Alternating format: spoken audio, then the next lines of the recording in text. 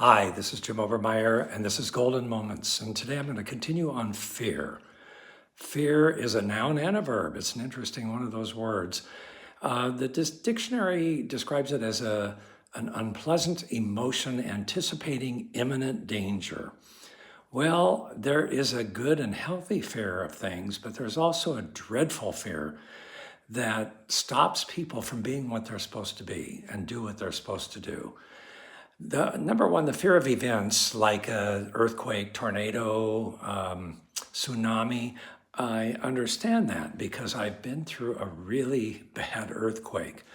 The Northridge quake in California was a horrible, horrible experience to go through. And there was a lot of fear that came with that. When your house was badly damaged, we actually lost our house because of the earthquake, and it was so hard to do things after that because you felt like you were just wiped out, washed out. Emotionally, it just did you in to go through that horrible of an earthquake.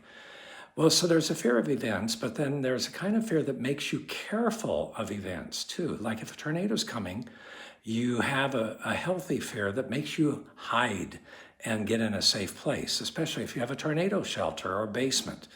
You would immediately, when there's a tornado warning, go into the basement or that shelter that you have. So there is a healthy kind of fear of danger that comes ahead that doesn't stop you from being yourself, but it protects you.